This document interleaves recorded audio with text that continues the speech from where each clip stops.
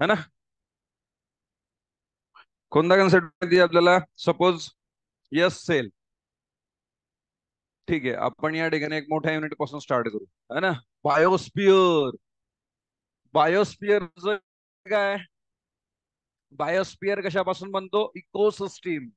कशापासून. इकोसिस्टीम.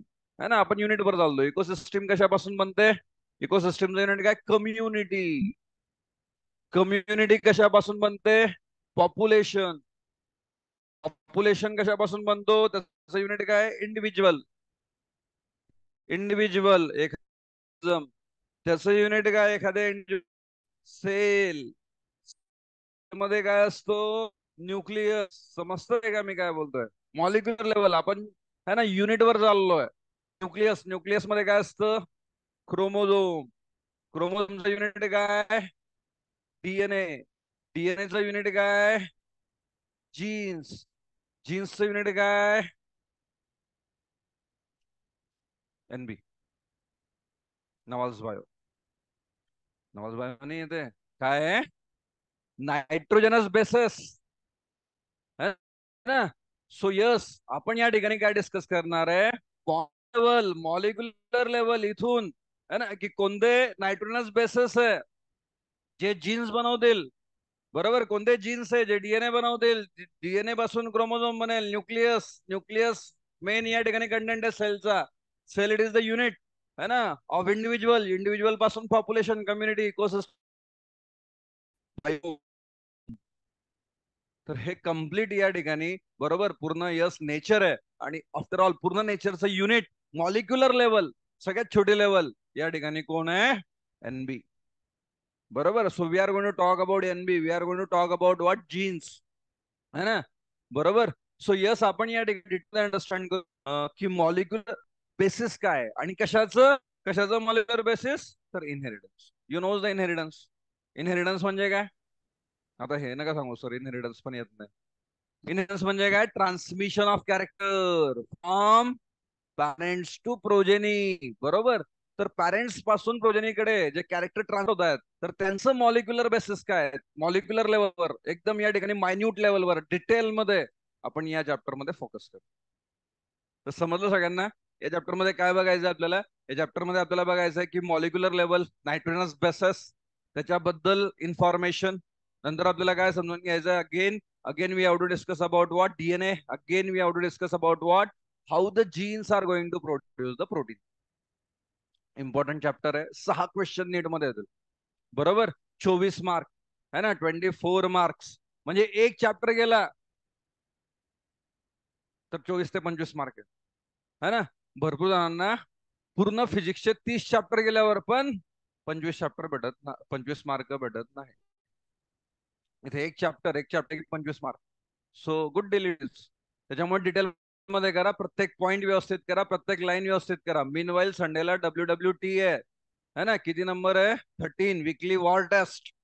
आणि ते वॉर असतं एक. ते युद्ध आहे आपलं. है ना. विकली वॉर. बरोबर. प्रत्येक वीकला जर आपण प्रॅक्टिस केली युद्धाची तर फायनल बॅटल है ना आपल्याला उघड जाणार नाही. पण you are not taking it seriously. Mark कमी येत आहे. You are not preparing for the battle. है ना. डायरेक्टली असं नाही होणार की 2 दिवस आधी नीटच्या आधी रात्रभर जागू अभ्यास करू आणि नीट देऊन असं नाही होणार ते. है ना. प्रत्येक वीक मध्ये तयारी करावी लागेल. रोज तयारी करावी लागेल. That is the thing. आणि प्रॅक्टिस करावी लागेल. बरोबर. आणि म्हणून ती टेस्ट आहे आपली विकली वॉर टेस्ट. है ना. तर हप्त्यामधून एक वेळा आपण या ठिकाणी काय करतो. प्रॅक्टिस करतोय ऑन द ग्राउंड बॅटलची. आणि तुम्ही थोडं मागे पडताय त्या प्रॅक्टिस मध्ये. तसं करू नका. मार्क चांगले आले पाहिजे. 300+. 300च्या वरती मार्क आले पाहिजे. कोणत्या टेस्ट मध्ये आता. 13 नंबर. कोणत्या चॅप्टरवर आहे. Principles of inheritance. है ना. We all are commando. बरोबर. सगळे कमांडो आपण है ना. वॉरचं प्रॅक्टिस करतोय असं इमॅजिन करून है ना या ठिकाणी यस आपल्याला प्रॅक्टिस करायची. So now we are going to talk the DNA. आपण या ठिकाणी स्टार्ट करू डीएनए बद्दल. यस डीएनएचा फुल फॉर्म सांगितलाय. करेक्टली सांगितलाय. 1-2 जणांना माहिती होता. है ना. वैष्णवीला माहिती. रोशनीला माहिती. बाकीच्यांना माहित नव्हतं. सो यस अंडरस्टँड करा. डीएनए. डीएनएचा फुल फॉर्म काय. डीऑक्सी. डीऑक्सी. डीऑक्सी म्हणजे एक ऑक्सिजन कमी आहे. रायबोज. रायबोज म्हणजे रायबोज शुगर आहे त्याच्यामध्ये. है ना. Deoxy ribose DNA. बरोबर. डीऑक्सी बरोबर ribose nucleic acid. So basically डीएनएचा फुल फॉर्म काय? Deoxyribose nucleic acid. Nucleic acid आहे. न्यूक्लिक ऍसिड का म्हणतो आपण? कारण न्यूक्लियसच्या आतमध्ये आहे आणि त्याच्यामध्ये कोणती प्रॉपर्टी आहे? ऍसिड प्रॉपर्टी है ना. ऍसिडिक प्रॉपर्टी आहे, निगेटिव्ह है ना, चार्ज आहे, बरोबर. That is the property of acid आणि न्यूक्लियसच्या आतमध्ये म्हणून न्यूक्लिक ऍसिड. एखादा ऍसिड जर न्यूक्लियसच्या मध्ये तर त्याला काय म्हणतात आपण? Nucleic acid. आणि डीऑक्सीरायबोज म्हटलंय कारण त्याच्यामध्ये रायबोज शुगर आहे आणि त्याच्यामध्ये एक ऑक्सिजन कमी आहे. कोणाच्या कम्पेअर मध्ये? आरएनएच्या कम्पेअर. ओके. सो यस, आपण या ठिकाणी बघतोय nucleic acid, DNA and RNA. तर सगळ्यात पहिले समजून घ्या है ना, we are talking about molecular level. Cell आहे, सेल एवढी मोठी अजिबात नसते. सेल आहे, सेलमध्ये काय असणार आहे? यस, सेलमध्ये काय असणार आहे? बोलत न्यूक्लियस. सेलमध्ये काय असणार आहे? न्यूक्लियस. न्यूक्लियस. आणि मग न्यूक्लियस मध्ये है ना या ठिकाणी काही कंटेंट आहे. Now yes, microscope is advance. हे खूप मायन्यूट स्ट्रक्चर आहे, छोटं स्ट्रक्चर आहे, पण आपण बघू शकतो मायक्रोस्कोप मध्ये. तर यस, न्यूक्लियस मध्ये है ना या ठिकाणी काय आहे? तर सर्टन या ठिकाणी सबस्टन्स आहे, बरोबर. आणि त्यांना या ठिकाणी काय आहे? ऍसिडिक प्रॉपर्टी आहे. तर त्यांना आपण म्हणतो डीएनए अँड देन आरएनए, बरोबर. Deoxy ribose nucleic acid and then फक्त ribose nucleic acid. Okay. So DNA and RNA they are two types है ना. तर आपल्याला काय समजलं? न्यूक्लियस मध्ये काय प्रेझेंट आहे? Nucleic acid. आणि न्यूक्लिक ऍसिडचे दोन प्रकार पडतात. कोणते कोणते दोन प्रकार पडतात? DNA and RNA. सो पहिला पॉइंट झाल्यानंतर मी प्रत्येकाला इंडिव्हिज्युअल विचारेल, what are the difference between DNA and RNA. तुम्हाला सांगता आले पाहिजे कमीत कमी 4 डिफरन्स. समजताय का? इंडिव्हिज्युअल विचारणार आहे प्रत्येकाला, डीएनए आणि आरएनए मधले फरक सांगा. सगळ्यांना फरक सांगता आले पाहिजे. सो यस, न्यूक्लियसच्या आतमध्ये है ना DNA RNA and they are the building, they are the basic है ना या ठिकाणी इन्ग्रेडियंट ऑफ जेनेटिक मटेरियल. तर ते बिल्डिंग ब्लॉक्स आहे जेनेटिक मटेरियल. त्यांच्यापासून या ठिकाणी जेनेटिक मटेरियल बनेल. त्यांच्यामध्ये कोण जेनेटिक मटेरियल आहे, त्यांच्यामध्ये कोण कॅरेक्टर ट्रान्सफर करतो है ना, मॉलिक्युलर बेसिस काय. So DNA it is the genetic material in most of the organ. तर मोस्ट ऑफ द ऑर्गॅनिझम मध्ये जेनेटिक मटेरियल कोण आहे? तर यस है ना, genetic material GM. Short form काय आहे? जीएम, बरोबर. याच्यानंतर मी जीएम म्हटलं म्हणजे आपले एमएलए नाही आहे, बरोबर है ना, गिरीश महाजन नाही आहे. ते काय आहे है ना या चॅप्टर मध्ये? Genetic material. समजतंय का? That is a short form of GM. So आपण या ठिकाणी काय म्हणतोय? डीएनए.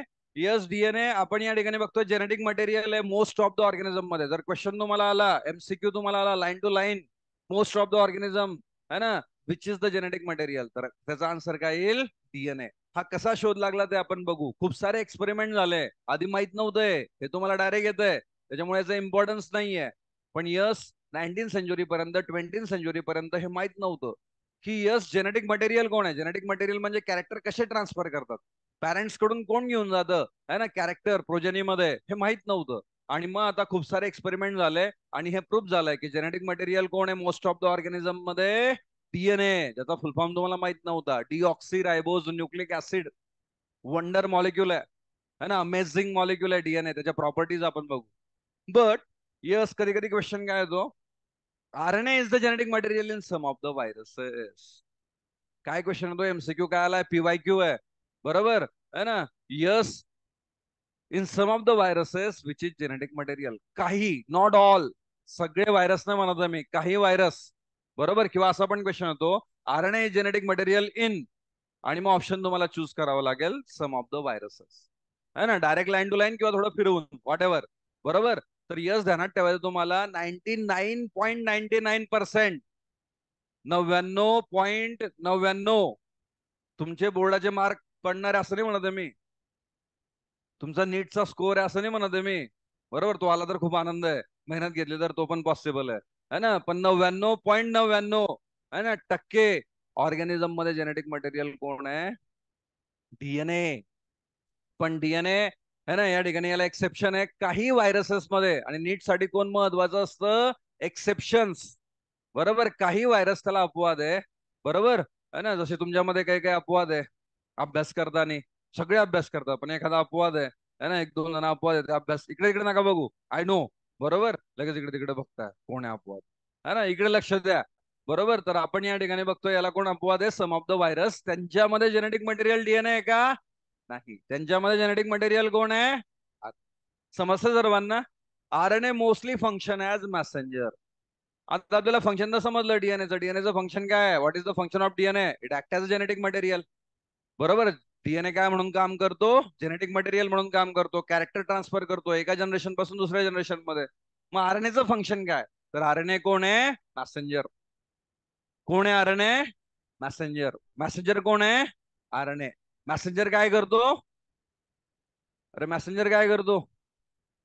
ते सॉन्ग होतं ना एक काहीतरी, जा जा, है ना? काही सॉन्ग होतं ना ते, बरोबर. दुसरी चिठ्ठी, है ना?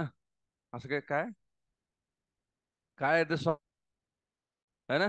तिसरे को द्या काहीतरी आहे ना? नाही, असं नाही आहे का ते? बर. Okay. So now we are going to talk about what here we are going to talk about what messenger. तुम्ही खुश होताय काय? खुश तुम्ही, है ना? खूप सारे messenger आहे कोणते कोणते? है ना? इन्स्टा, बरोबर, है ना?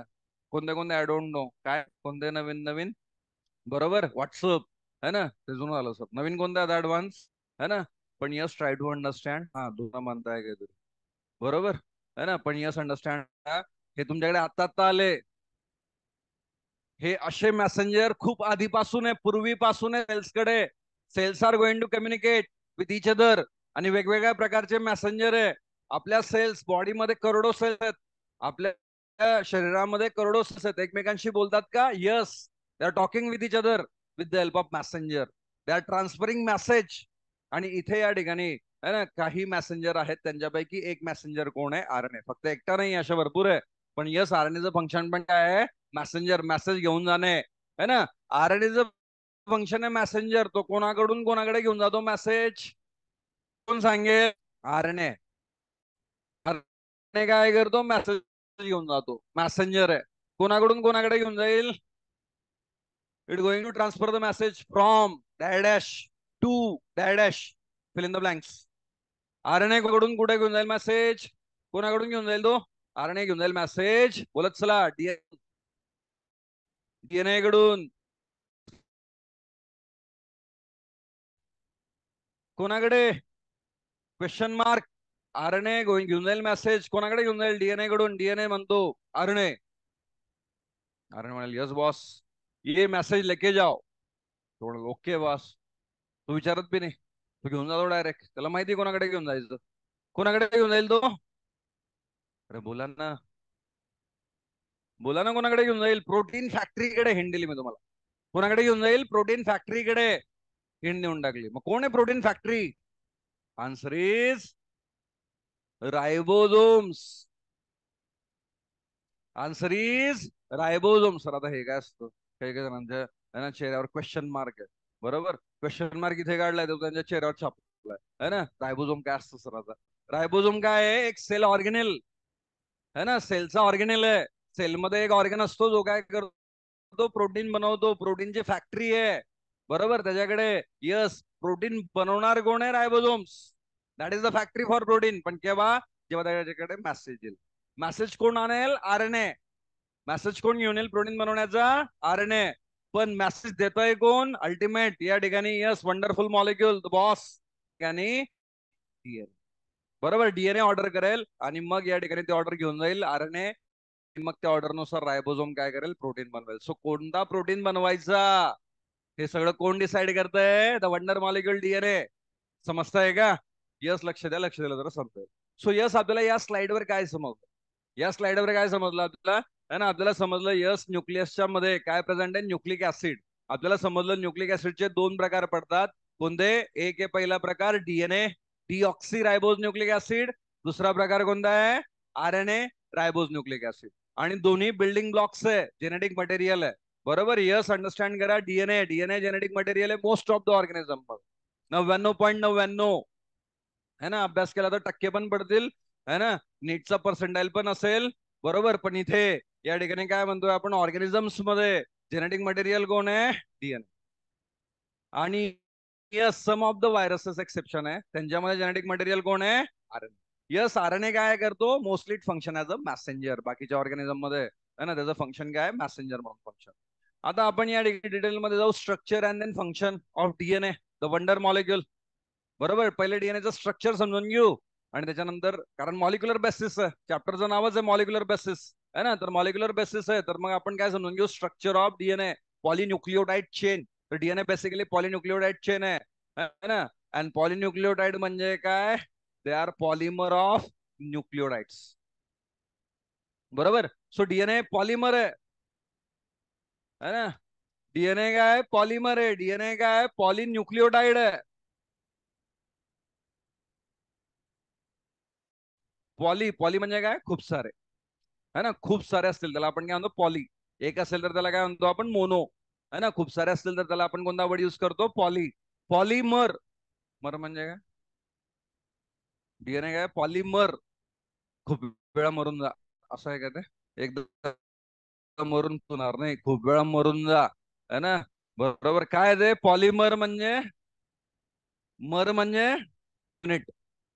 बरोबर. बायोमध्ये म्हणजे काय, युनिट. बरोबर. सो पॉलिमर म्हणजे खूप सारे युनिट, आणि तो युनिट कोण आहे, न्यूक्लियोटाइड. सो आपण काय म्हणतोय बेसिकली अंडरस्टँड करा, पॉलिन्यूक्लियोटाइड तर पॉलिमर आहे न्यूक्लियोटाइडचं. म्हणजे डीएनएचं युनिट कोण आहे, डीएनएचं युनिट आहे न्यूक्लियोटाइड. आपण मॉलिक्युलर लेवलवर चाललोय. डीएनएचं युनिट आहे न्यूक्लियोटाइड. आणि यस, डीएनए आणि आरएनए आर पॉलिन्यूक्लियोटाइड. तर आपण या पॉलिन्यूक्लियोटाइडला डिटेलमध्ये समजून घेऊ. Polynucleotide are the polymers of nucleotide है ना, अँड द न्यूक्लियोटाइड है ना. यस, आपण या ठिकाणी बघतोय बेसिक युनिट आहे.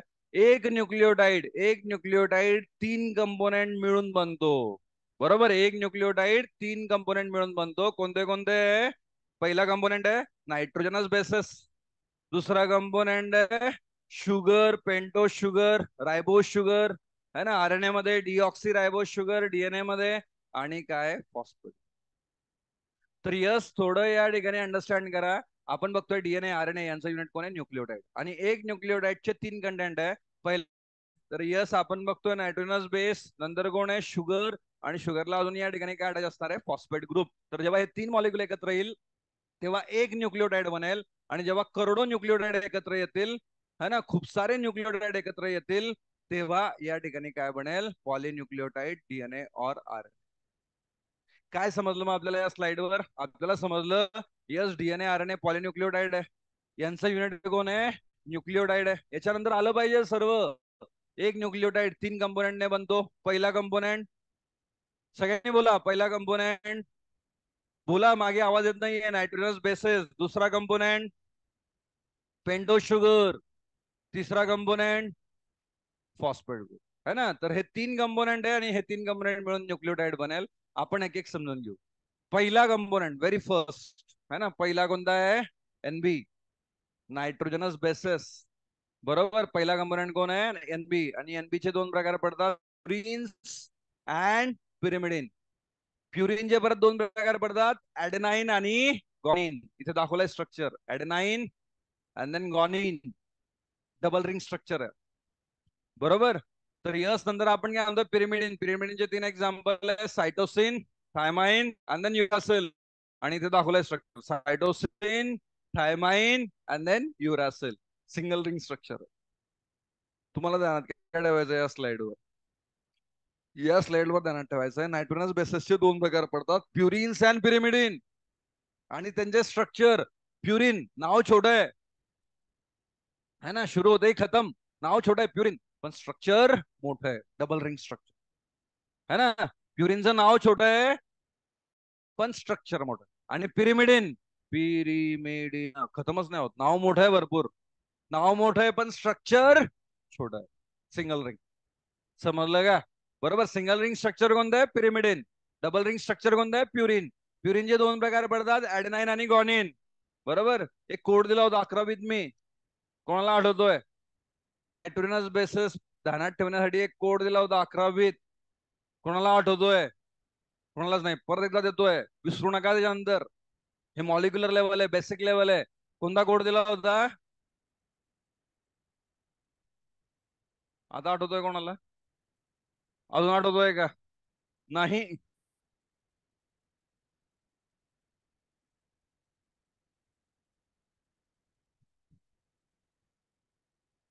आता आठवतोय कोणाला, आता आठवतोय का, इथून आठवत काय आहे ना, व्हॉट इज द कोड. बरोबर. पूजा कड द पाय, घरी पाहुणे आलेत. बरोबर पाहुणे आले आणि मग आईने ऑर्डर सोडली. काय ऑर्डर सोडली? बरोबर पाहुण्यांसाठी फ्रुट्स कट कर. बरोबर पाय म्हणजे एक फ्रूट आहे. ऍपल सारखा एक फ्रूट असतो, इंडियामध्ये नाही भेटत, पण एक फ्रूटचं नाव आहे पाय. बरोबर. आणि मग ऑर्डर आहे, कोणाला ऑर्डर आहे? पूजा. पूजा म्हणतोय पण स्पेलिंग आपण जे ने लिहित आहे, काय लिहितोय? G-A. बरोबर. So Pooja, Pooja cut the pie असं का म्हणतोय आपण?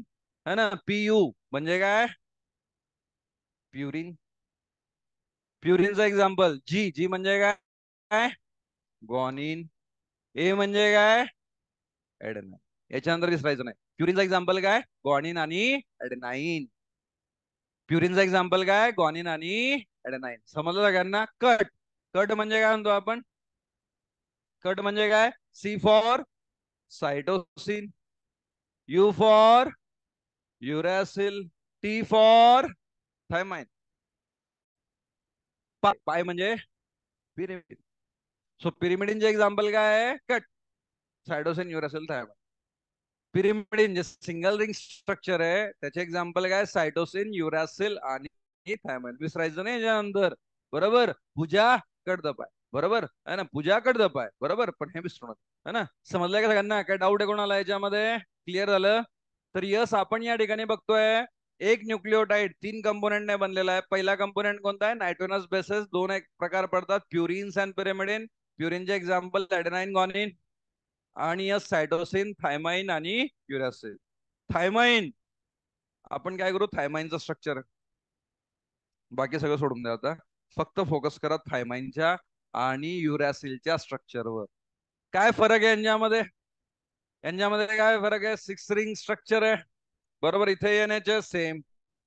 बरोबर. इथे OS सेम, इथे HS सेम, इथे H सेम, इथे N आहे, इथे काय आहे? NH. आणि इथे काय आहे? O. बरोबर. हे पण सेम है ना. फक्त इथे अजून एक फरक आहे. काय? इथे H आहे, इथे काय आहे? CH3. म्हणजे कोणता फरक आहे?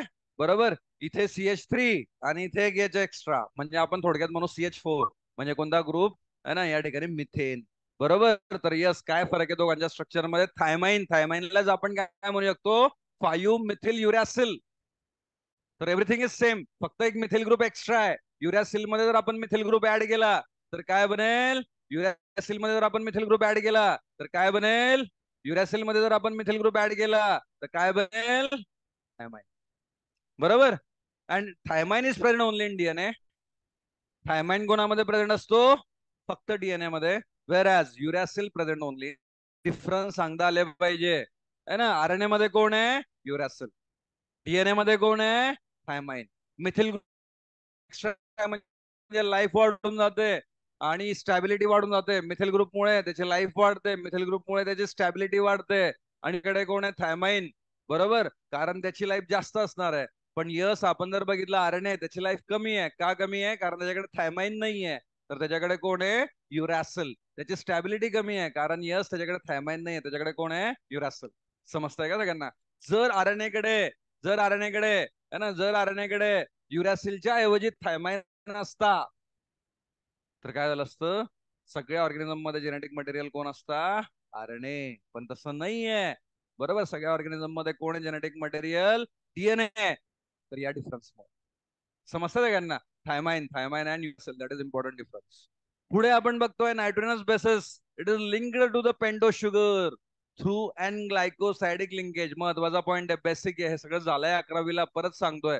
हे सगळं झालंय 9वीला, परत सांगतोय. 9वीला झालंय, 11वीला झालंय, परत 12वीला रिकॉल करतो. त्याच्यामुळे आता विसरू नका. बरोबर. सर 9वीला कोविड होता, आम्ही 11वीला लक्ष दिलं नाही. बरोबर. पण आता तरी लक्ष द्या, आता तरी समजून घ्या. सो यस, आपण या ठिकाणी बघतोय NB, nitrogenous bases. It is linked to the pentose sugar through a N glycosidic linkage to form nucleoside. तर आपण काय म्हणतोय? नायट्रोजनस बेस कोणाला अटॅच होईल? पेंटोज शुगरला, रायबोस शुगरला. आणि यांच्यामध्ये एक बॉन्ड बनेल. कोणता बॉन्ड आहे? Glycosidic bond. पहिला बॉन्ड, फर्स्ट बॉन्ड. 3 बॉन्डच्या नावाने ठेवायचे आपल्याला. हा झाला पहिला बॉन्ड. पहिला बॉन्ड कोणता आहे? Glycosidic bond. कोणाकोणामध्ये? नायट्रोजनस बेस आणि पेंटोज शुगर. कोणाकोणामध्ये? नायट्रोजनस बेस आणि पेंटोज शुगर. दोघांमध्ये कोणता बॉन्ड आहे? Glycosidic bond. क्लिअर? क्लिअर का? तर तुम्ही एक तर सकाळी सकाळी क्लास घेता, आमची झोप झालेली नसते. इकडे लक्ष द्या, महत्वाचं आहे. बरोबर. ग्लायकोसायडिक बॉन्ड. आणि मग आपण या ठिकाणी बघू है ना न्यूक्लिओसाइड. बरोबर एक एक या ठिकाणी है ना वर्ड आहे, कोणता वर्ड आहे? न्यूक्लिओसाइड. तर यस अंडरस्टँड करा, जेव्हा नायट्रोजनस बेस कोणाला अटॅच करेल, जेव्हा नायट्रोजनस बेस कोणाला अटॅच करेल, तर यस या ठिकाणी पेंटोज शुगरला. तर एवढं स्ट्रक्चर फक्त, अजून फॉस्फेट ग्रुप अटॅच झालाय का याच्यामध्ये? नाही. तर या स्ट्रक्चरला काय म्हणतो फक्त आपण? न्यूक्लिओसाइड. याला काय नाव देतो आपण? न्यूक्लिओसाइड. सो न्यूक्लिओसाइड म्हणजे काय? NB plus pentose sugar. बरोबर. आणि यस यांच्या दोघांमध्ये कोणता बॉन्ड आहे? Glycosidic bond. तर हे दोन महत्वाचे पॉईंट आहे या स्लाइडवर, है ना. आपण स्ट्रक्चर बघतोय, पहिल्यांदा आपल्याला काय समजलं? नायट्रोजनस बेस आहे, प्युरिन असेल, पिरिमिडिन असेल, तो कोणाला बाइंड करतोय? पेंटोज शुगरला. काय तयार झालं? न्यूक्लिओसाइड. आणि त्यांच्यामध्ये कोणता बॉन्ड बनला? Glycosidic bond. Yes nucleoside in RNA. RNA मध्ये कोणते कोणते न्यूक्लिओसाइड आहे? आणि यस डीएनए मध्ये कोणते कोणते? पहिला तर ऍडिनोसाइन आरएनए मध्ये, पण इथे कोण आहे? डीऑक्सी ऍडिनोसाइन, कारण शुगर वेगळी आहे. बरोबर. इथे काय? गॉनोसाइन. तर आता इथे काय? डीऑक्सी गॉनोसाइन, कारण शुगर वेगळी आहे. डीऑक्सी आहे, एक ऑक्सिजन कमी आहे. कोणता ऑक्सिजन कमी आहे? Carbon number 2. Carbon number 2. बरोबर. यस आपण म्हणतोय हा पहिला कार्बन, हा दुसरा कार्बन. तर इथे या ठिकाणी काय असणार आहे? बरोबर. जर फक्त एच आहे तर दॅट इज डीऑक्सी, आणि इथे जर ओ एच आहे तर दॅट इज रायबोस. बरोबर. शुगर झाली, ही कोणती झाली? D sugar. फक्त एच आहे, ओ एच नाहीये, एक ऑक्सिजन कमी आहे सेकंड कार्बन. साइन गॉनोसाइन. यस आपण या ठिकाणी बघतोय न्यूक्लिओसाइड कोणता येईल डीएनए मध्ये? डीऑक्सी गॉनोसाइन. यस इथे काय? सायटिडिन. इकडे काय येईल? डीऑक्सी सायटिडिन. आणि इथे काय? युरिडिन. आणि मग इकडे आता युरिडिन नाही येणार, डीऑक्सी युरिडिन नाही येणार, काय येईल? Deoxy thymidine. कारण डीएनए मध्ये कोण असतो? थायमाइन. क्लिअर आहे सगळ्यांना? बरोबर. तर 4 न्यूक्लिओसाइड आरएनए मध्ये कोणते? ऍडिनोसाइन, गॉनोसाइन, सायटिडिन आणि युरिडिन.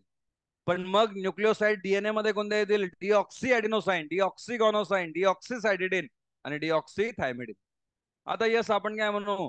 या न्यूक्लिओसाइडला कोणता ग्रुप अटॅच झाला? Phosphate group. इथे एक नवीन बॉन्ड बनला, सेकंड बॉन्ड बनला. कोणता बॉन्ड बनला? Sugar phosphate bond. पहिला बॉन्ड तर कोणता होता? Glycosidic bond. आता दुसरा बॉन्ड बनला शुगर फॉस्फेट. हा कोणता होता? Glycosidic bond. बरोबर. आणि जेव्हा न्यूक्लिओसाइडला फॉस्फेट ग्रुप अटॅच होईल, nucleoside plus phosphate, it is called as what? Nucleotide. आता त्याला आपण काय ना, नाव चेंज झालं, याला काय म्हणतो? न्यूक्लिओटाइड. है ना. सो यस अंडरस्टँड करा, नायट्रोजन बेस शुगर पेंटो शुगर है ना, फॉस्फेट ग्रुप आहे. तर तिन्ही ऍड झाले तर मग काय बनतो? न्यूक्लिओटाइड. आणि असे करोडो न्यूक्लिओटाइड एकत्र आल्यावर काय बनेल? पॉलिन्यूक्लिओटाइड. इथपर्यंत समजतंय का सगळ्यांना? आता एक तिसरा महत्वाचा बॉन्ड, सगळ्यात महत्वाची स्लाइड. बरोबर. सगळ्यात महत्वाचा बॉन्ड कोणता बॉन्ड आहे? यस या ठिकाणी पीडीई बॉन्ड. कोणता बॉन्ड आहे? PDE bond. म्हणजे काय? त्याचा फुल फॉर्म काय? Phospho diester bond. बरोबर. Phospho diester bond. आता फॉस्फो डायइस्टर बॉन्ड काय? एक न्यूक्लिओटाइड तयार झालाय, एक न्यूक्लिओटाइड मध्ये दोन बॉन्ड होते. एक होता ग्लायकोसाइडिक बॉन्ड, दुसरा कोणता होता? Sugar phosphate bond. आता जेव्हा दोन न्यूक्लिओटाइड एकमेकांना जॉईंट होतील, हजारो न्यूक्लिओटाइड एकमेकांना जॉईंट होतील, तर त्यांच्यामध्ये कोणता बॉन्ड बनेल? PDE, phosphodiester bond. आता फॉस्फोडायस्टर बॉन्ड कसा बनतो हे समजून घ्या, हे सांगायचंय. बरोबर है ना. सगळ्यांना इंडिव्हिज्युअल विचारेल तरच जायला भेटेल आज, है ना. कसं डिफाईन करताय पीडीई बॉन्ड? बरोबर. So yes each nucleotide has additional OH group at second position. हे पहिले तुम्हाला सांगितलं होतं मी, है ना. सो आरएनए शुगर मध्ये, पेंटो शुगर मध्ये इथे काय? ओएच. पण डीऑक्सिरायबोस शुगर मध्ये ऑक्सिजन नसणार आहे, एक ऑक्सिजन कमी आहे. बरोबर. तर ती कोणती शुगर झाली? डीऑक्सिरायबोस. आणि ओएच असेल तर मग ती कोणती शुगर झाली? रायबोस शुगर. है ना. तर कार्बन नंबर सेकंड. बरोबर. कार्बन नंबर सेकंड हा 1, हा 2. 2 नंबरची पोझिशन इम्पॉर्टंट आहे. जर ऑक्सिजन असला तर रायबोस शुगर, नसला तर डीऑक्सिरायबोस शुगर. पुढे two nucleotide are linked through 3 prime 5 prime phosphodiester bond to form dinucleotide. बरोबर. मग आपण आता या ठिकाणी डिफाईन करू फॉस्फोडायस्टर बॉन्डला. So what is mean by phosphodiester bond? है ना. कसं डिफाईन कराल फॉस्फोडायस्टर बॉन्ड? डेफिनेशन दिली नाही इथे, पण अंडरस्टँड करा. दोन दोन न्यूक्लिओटाइड, हा एक न्यूक्लिओटाइड सपोज एवढा, आणि हा एक न्यूक्लिओटाइड आहे एवढा. तर हे दोन न्यूक्लिओटाइड एकमेकांना कनेक्ट झाले with the help of what? PDE bond, phosphodiester bond. कसं डिफाईन कराल? है ना. Phosphate group. बरोबर. मी लिहून देतो definition. The phosphate group Here's the phosphate group which is attached to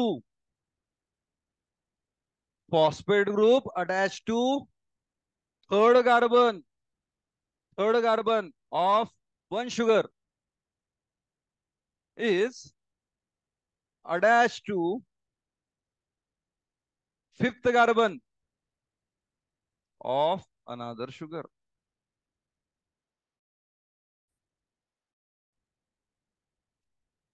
बघा एकदा काय म्हटलंय मी, phosphodiester bond definition, PDE bond definition. So what is the definition of PDE bond? जे ऑनलाईन आहे त्यांना यस या ठिकाणी दिसतंय का, रिडेबल आहे का? पीडीई, टाईप पीडीई, बरोबर आहे ना? जर क्लिअर आहे तर आपण या ठिकाणी बघतोय phosphodiester bond phosphate group which is attach to the third carbon, है ना? फॉस्फेट ग्रुप जो की तिसऱ्या कार्बनला अटॅच आहे एका शुगरच्या, अटॅच होईल आता पाचव्या कार्बनला दुसऱ्या शुगरच्या, है ना? Phosphate group which is attach to the third carbon of one sugar it is attach to fifth carbon of another sugar, है ना? एक फॉस्फेट ग्रुप जो की तिसऱ्या कार्बनला अटॅच आहे तर तो अटॅच करेल पाचव्या कार्बनला, बरोबर, दुसऱ्या शुगरच्या. तर this is the definition of what phosphodiester bond. आणि असं करत करत खूप सारे न्यूक्लियोटाइड एकमेकांना जॉईन करेल आणि मग डीएनए बनेल आणि मग आर. बघा, ज्यांना डेफिनेशन नाही समजली, लिहिली सगळ्यांनी लिहून घेतली का? इम्पॉर्टंट आहे, ते दिली नाहीये. तर यस आपण या ठिकाणी काय म्हणतो, डेफिनेशन समजून घ्या. फॉस्फेट ग्रुप आपण बघतोय तिसऱ्या कार्बनला अटॅच आहे पहिल्या शुगर, थ्री कार्बन, यस हा थर्ड कार्बन आहे. आणि मग आता तो अटॅच होईल फिफ्थ कार्बनला, तर ही शुगर आहे तर याच्या पाचव्या कार्बनला अटॅच होईल, बरोबर. सो एक फॉस्फेट ग्रुप आहे जो एका शुगरला पाचव्या कार्बनला अटॅच आहे, दुसऱ्या शुगरला तिसऱ्या कार्बनला अटॅच आहे. तर असा जो या ठिकाणी बॉन्ड म्हणतोय तर हा फॉस्फोडायस्टर बॉन्ड आहे. This is phosphodiester bond, this is phosphodiester bond, है ना? This is phosphodiester bond. आणि मग हा फॉस्फोडायस्टर बॉन्ड बनत जाईल आणि खूप सारे न्यूक्लियोटाइड एकमेकांना अटॅच होत जातील आणि मग या ठिकाणी पॉलिन्यूक्लियोटाइड स्ट्रक्चर बनेल, डीएनए बनेल, आर. आता यस काही सायंटिस्टचे नाव आहे, मी बऱ्याच वेळा सांगतो तुम्हाला, है ना? खाली सायंटिस्ट सगळे फोटो लागलेले आहेत, रीड करत चला, आता समजेल इम्पॉर्टन्स, है ना? मला सांगा, बरोबर है ना? यस मला सांगा, बरोबर, ग्रिगर मेंडलचा फोटो आहे का खाली? कोणत्या सायंटिस्ट नंतर, कोणत्या सायंटिस्ट नंतर आहे? आज बघा, बरोबर है ना? आणि मग नंतर म्हणजे सर आता इकडून का तिकडून, तिकडून येताना, बरोबर, तिकडून येताना बघायचं, है ना? त्याच्यानुसार मी क्वेश्चन विचारेल, बरोबर. यस मला सांगा, टी एच मॉर्गनचा फोटो आहे का? कोणत्या सायंटिस्ट नंतर आहे? कोणत्या सायंटिस्ट नंतर आहे? बघितलंच नाही सर आम्ही कधी, आम्ही वाचलंच नाही सर कधी, है ना? ऑब्झर्वेशन ठेवत चला, कोणत्या सायंटिस्ट नंतर आहे, बरोबर. टी एच मॉर्गन, कशाचा शोध लावला टी एच मॉर्गनने? लिंकेज. आता आज काही सायंटिस्ट सांगतोय तर सगळ्यात पहिला एक सायंटिस्ट आहे एफ मिशर, फ्रेडरिक मिशर, बरोबर. 1869 identified DNA and named it as a nuclein. तर यस न्यूक्लिक ऍसिडचा शोध कोणी लावलेला आहे? डीएनएचा शोध कोणी लावलेला आहे? आरएनएचा शोध कोणी लावलेला आहे? F Miescher, Friedrich Miescher. So F Miescher, Friedrich Miescher हा एक डॉक्टर होता बेसिक. डॉक्टर कशामध्ये?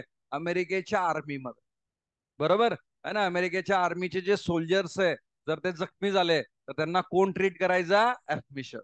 आणि मग ट्रीट करत असताना जेव्हा सोल्जर त्याच्याकडे यायचे जखमी झाल्यावर तो बँडेज करायचा, मग परत तो यायचा तर मग जुन्या बँडेज काढायचा, नवीन बँडेज लावायचा. मग जुने बँडेज त्याने काय केले? मायक्रोस्कोप मध्ये बघितले, बरोबर. मायक्रोस्कोप मध्ये बघितले जुने बँडेज आणि यस त्याच्यामध्ये पस होता. तर त्या पस मध्ये जी सेल असते, है ना, तर त्यामध्ये कोणती सेल असते? डब्ल्यूबीसी, आणि ती मोठी असते आणि त्याच्यामध्ये न्यूक्लियस पण मोठा असतो. तर त्याला सगळ्यात पहिले दिसलं सेलच्या आतमध्ये न्यूक्लियस आहे आणि न्यूक्लियसच्या आतमध्ये पण काहीतरी आहे. न्यूक्लियसच्या इनसाइड त्याने काय नाव दिलं? Nuclein. The substance which is present inside the nucleus, त्याने काय नाव दिलं? न्यूक्लिन. न्यूक्लियसच्या इन न्यूक्लिन. त्याला काहीतरी काय होतं ते माहित नव्हतं त्याला इनिशियल, बरोबर. त्याला समजलं की न्यूक्लियसच्या आतमध्ये पण काहीतरी आहे, बरोबर. त्याने काय नाव दिलं त्याला? न्यूक्लिन. आणि मग जेव्हा त्याच्या प्रॉपर्टी टेस्ट केल्या तर त्या प्रॉपर्टी होत्या ऍसिडिक आणि मग त्याने त्याला काय नाव दिलं? Nucleic acid. तर अशा प्रकारे शोध लागलाय, बरोबर है ना? एफ मिशर, एफ मिशर कोणता डॉक्टर होता? डॉक्टर कुठे होता? अमेरिकेच्या आर्मीमध्ये, सोल्जर्स है ना त्यांच्यामध्ये. इंडियाच्या आर्मीमध्ये पण डॉक्टर असतात ऑब्विसली, है ना? आणि त्याच्यासाठी वेगळी एक्झाम असते obviously. Anybody knows the name? कोणती एक्झाम मध्ये सिलेक्शन झाल्यावर असे डॉक्टर बनतात की जे सोल्जर्सला ट्रीट करतात? Anybody knows? पहिले एक 2 वर्षाच्या अगोदरपर्यंत है ना, त्याच्यामध्ये फक्त बॉईजला एंट्री होती. 2 वर्षापूर्वी है ना, यस त्याच्यामध्ये आता असं काही राहिलं नाही की बॉईजलाच एंट्री आहे. तर now yes here we can say what तर गर्ल्स पण त्याच्यामध्ये डॉक्टर बनू शकतात. एनीबडी नोस कोणती एक्झाम आहे? अजून आठवत नाहीये. टोटल 125 सीट असतात. 100 बॉईज, 25 गर्ल्स. तर त्या एक्झामचं नाव आहे इंडियाच्या सोल्जर्स साठी पुण्याला कॉलेज आहे खडकवासला.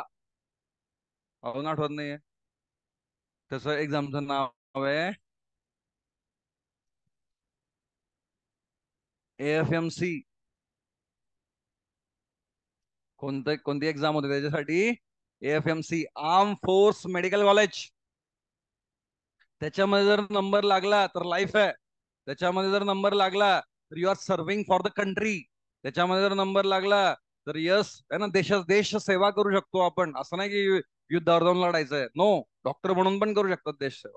बरोबर. आणि खूप चांगलं पॅकेज असतं, खूप साऱ्या फॅसिलिटी असतात है ना, लाईफ असते. बरोबर है ना. यस. याच्यासाठी क्रायटेरिया काय आहे? याच्यासाठी क्रायटेरिया काय आहे AFMC साठी? बरोबर, क्रायटेरिया काय आहे? तर ही एक्झाम देण्यासाठी क्रायटेरिया आहे, पहिले तर नीट दिली पाहिजे. फक्त दिली नाही पाहिजे, नीट मध्ये मिनिमम किती स्कोर पाहिजे? जर नीट मध्ये 500 मार्क असतील कमीत कमी, मिनिमम 500च्या वर असतील, तर AFMC ची एक्झाम तुम्ही देऊ शकता. सिलेक्शन नाही होणार, तर ती एक्झाम देऊ शकता. आणि मग त्या एक्झाम मध्ये सिलेक्शन झाल्यावर परत इंटरव्ह्यू होईल. आणि जर इंटरव्ह्यू पण क्रॅक झाला तर मग सिलेक्शन होईल. आणि मग सगळा खर्च सरकार करेल, सगळा खर्च गव्हर्नमेंट करेल है ना. तुम्हाला नंतर कोणताही खर्च करायची गरज नाही, फक्त पैसे कलेक्ट करा. बरोबर. कोणती एक्झाम आहे? AFMC. 125 सीट आहे फक्त पूर्ण देशात, पूर्ण इंडियामध्ये. कॉम्पिटिशन भरपूर आहे है ना. ओके. सो असंच आपण या ठिकाणी बघतोय फ्रेडरिक मिशर बद्दल. 1869 इयर पण ध्यानात ठेवा. आता कंट्री पण ध्यानात ठेवा, सायंटिस्टचं नाव पण ध्यानात ठेवा. सायंटिस्टच्या नावावर, कंट्रीवर, इयरवर पण क्वेश्चन आहे. 1869 है ना. मिशर, फ्रेडरिक मिशर कशाचा शोध लावलाय? न्यूक्लिक ऍसिडचा, DNA चा, RNA चा. समजलंय का? James Watson and Francis Crick. I think हे तर माहित असेल का? हे नाव ऐकलंय का? Watson and Crick. Crick uncle. Crick uncle भरपूर वेळा आहे या चॅप्टर मध्ये, कमीत कमी 5 वेळा नाव येईल इथून पुढे है ना. द फेमस पर्सन है ना. बरोबर, वॅटसन अँड क्रिक. तर वॅटसन आणि क्रिकने काय केलंय? ते propose double helix model of DNA. तर DNAचं स्ट्रक्चर आपण आता डिस्कस करू डिटेलमध्ये. हे सगळं स्ट्रक्चर या ठिकाणी कोणी दिलेलं आहे? वॅटसन आणि क्रिक. आणि त्यांनी एक टेक्नॉलॉजी वापरली होती हे स्ट्रक्चर डिकोड करण्यासाठी. तर ती टेक्नॉलॉजीचं नाव होतं एक्सरे डायफ्रॅक्शन. आणि ही एक्सरे डायफ्रॅक्शन कोणी दिली होती? Maurice Wilkins and Rosalind Franklin. आधी फक्त एवढं द्यायचं बुक्स मध्ये. बरोबर, डबल हेलिक्स मॉडेल आहे ना, या ठिकाणी DNAचं कोणी डिस्कवर केलं?